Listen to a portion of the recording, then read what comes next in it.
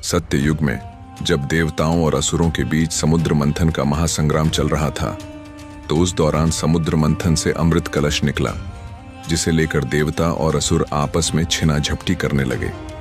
छिना झपटी करते हुए असुर देवताओं पर भारी पड़ने लगे थे। तब जाकर कुछ देवताओं ने सृष्टि के पालनहार श्री विष्णु को याद किया और मदद की गुहार लगाई। इसके बाद श्री विष्णु ने अति सुंदर मोहिनी अवतार लिया, फिर धरती पर प्रकट हुए और देवताओं एवं असुरों के समक्ष खड़े हुए। फिर उन्होंने देवताओं और असुरों के बीच अमृत को बराबर भागों में बांटने का प्रस्ताव रखा। अति सुंदर मोहिनी अवतार को देख सारे असुर उन पर पूरी तरह से मोहित हो चुके थे और इसीलिए वे मोहिनी अवतार के प्रस्ताव को आसानी से मान गए। जिसके बाद मोहिनी अवतार ने बड़ी ही चालाकी से सारा अमृत देवताओं में बांट दिया और देवता अमर हो गए। पर उन्हीं देवताओं में से एक देवता का रूप लिए असुरों का सेनापति राहु भी था, जो कि धोखे से अमृत को पीकर अमर हो चुका था। और जब यह बात मोहिनी अवतार को पता चली, तो श्री विष्णु अपने वास्तविक रूप में आकर अपने सुदर्शन चक्र से राहु का सिर धड़ से अलग कर दिया। फिर यह घटना सृष्टि के संहारक महादेव को पता चली, जिसके बाद महादेव मोहिनी रूप के दर्शन पाने के इच्छुक हुए और इसके लिए उन्होंने भगवान विष्णु को याद किया।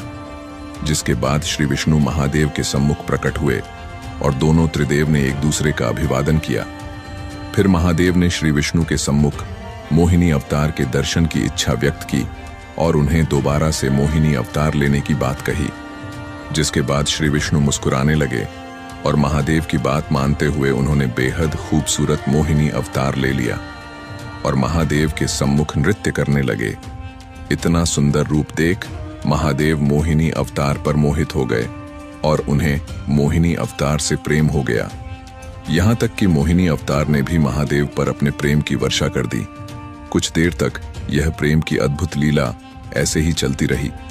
फिर अचानक दोनों त्रिदेव के मध्य एक ऊर्जा उत्पन्न हुई, जिसके बाद अचानक श्री विष्णु अपने वास्तविक रूप में आ गए और यह ऊर्जा दोनों त्रिदेव के संगम से ही बनी थी, जिसे कि भविष्य में आने वाले संकट से निपटने और धरती के कल्याण के लिए दोनों त्रिदेव ने यह लीला रचकर बनाया था। फिर महादेव ने उस दिव्य ऊर्जा को नरमुनि को उनके आश्रम में स्थित पवित्र हवन कुंड में सही वक्त आने तक सुरक्षित रखने का जिम्मा सौंप दिया। इसके बाद धीरे धीरे समय गुजरता गया और सत्य युग से त्रेता युग आ गया और एक दिन सही समय देख महादेव ने पवन देव को उस दिव्य ऊर्जा को नरमुनि के आश्रम से ले जाकर कपि क्षेत्र में महाराज केशरी की पत्नी देवी